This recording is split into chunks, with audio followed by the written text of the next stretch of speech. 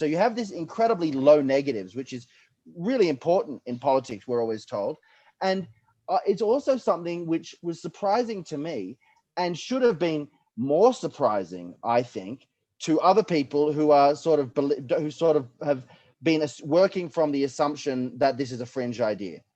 So in that context, you would expect, oh, this is verifiable data, and it's really surprising. You would think it was big news. So when you went to journalists, was that did they react like this was a big story, or tell us a little bit about that process of placing the actual getting the information out there?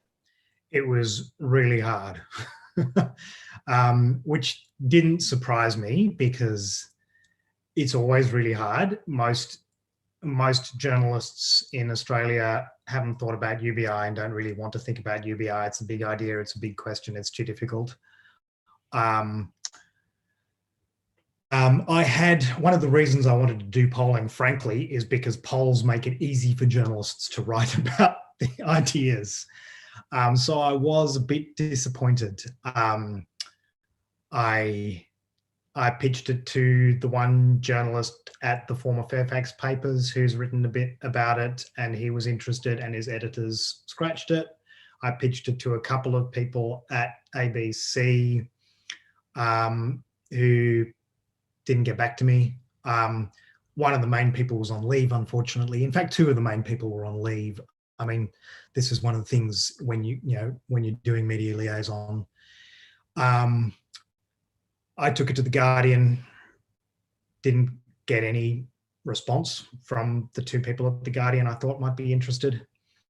And eventually I got somebody at the ABC through the help of one of the journalists who was on leave, who kindly actually got back to me and introduced me to another journalist who was interested in it and did a really fantastic job, I must say, did a really great job of the story. And after Gareth Hutchins ran that story, a couple of other kind of smaller outlets picked it up as well and ran with it. But yeah, it is absolutely the case that most of our media doesn't want to have this conversation. It's too difficult. They don't like it. It's a big idea. I think that's really interesting, and it tells us something about society, because it's one of the things was, I remember when in the US there was some polling in the UK and Europe, there started being polling showing basic income was popular in those places. And I was in some online communities with people from that, and they're like, "Oh my God, we're winning!" And then it becomes this point. It's like, well, welcome to political activism, right, where you can have majority support, but if that's not among the elites, if it's only amongst the ordinary people, then you're still sort of in a really difficult position. Like things like Medicare covering dental, or increasing the minimum wage, or lots of ideas that have huge popular support and never go anywhere. Yeah, as somebody who's been a climate activist for 20 years, I remember doing polling in the early 2000s about support for 100% renewables. It was already in the kind of the 70-80% range 20 bloody years ago. So yeah, the limits to polling are real, but nevertheless it is a useful political tool for convincing people that there is momentum behind something.